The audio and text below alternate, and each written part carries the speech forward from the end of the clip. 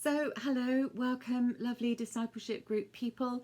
Thanks for tuning in. Really appreciate you taking the time to listen to this very brief.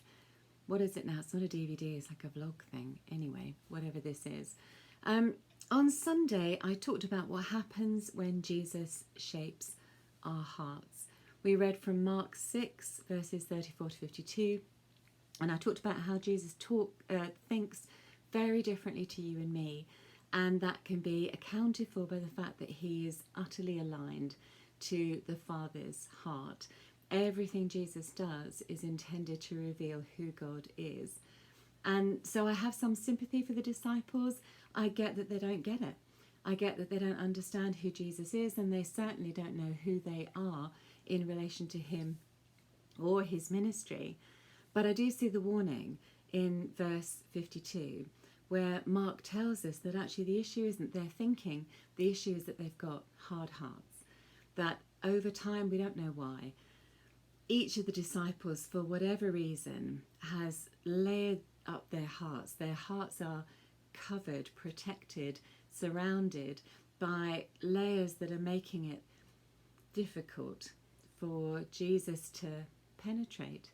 And Jesus understands that there is a direct link between the softness of our hearts and our ability to understand who he is, to get the revelation that we need to fulfill our purpose and to really love him and the Holy Spirit and the Father.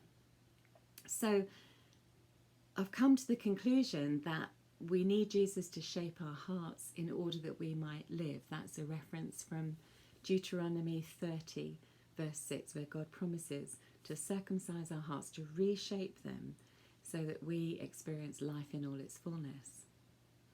When Jesus shapes our hearts, I believe we become clear about our identity and our authority.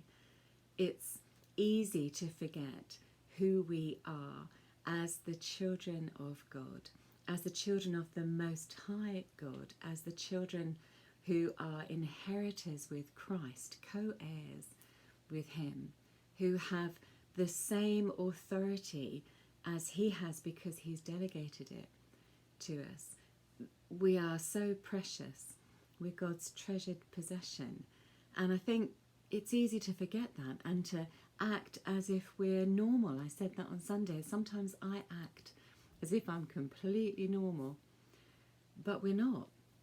We are natural beings who are filled with a supernatural spirit and so can operate in a completely different way in order to shape the world around us. I've given you some pretty comprehensive notes about what I said, so hopefully that will help your discussion.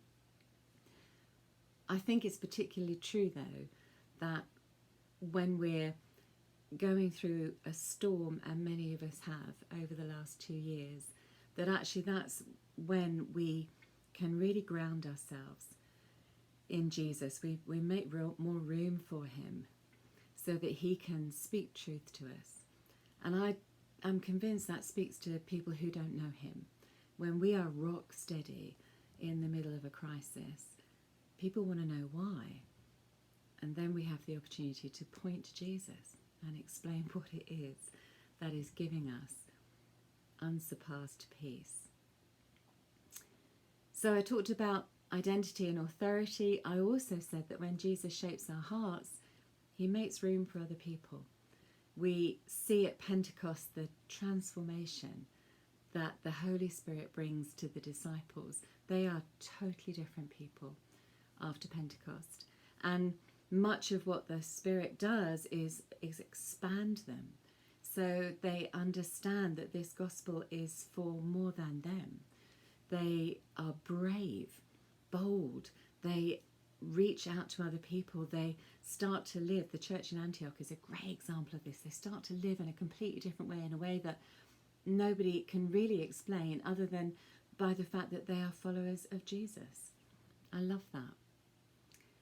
The Holy Spirit gives us the capacity to expand our hearts so that we meet other people, so that we share the gospel, so we bring peace and comfort and strength and reshape our community and our families and our nation and ultimately the nations. We host the Spirit of the one who raised Christ from the dead and gives life to our mortal bodies precisely so we can change the shape of the world. I've given you some questions. I really hope you enjoyed the discussion, and I know that you're just going to pray for each other, to encourage one another, and I've asked you to think particularly about whether or not God is asking you to move into a particular sphere of influence or a new work or a new area or a new relationship in order that we can see it transformed for Jesus. I'd love to know what you come up with. Feel free to catch me next Sunday and we can have a chat. Meanwhile, have a great night. Really enjoy the discussion. Really enjoy the praying for each other and the fellowship. Bless you and thanks very much. See you in a week.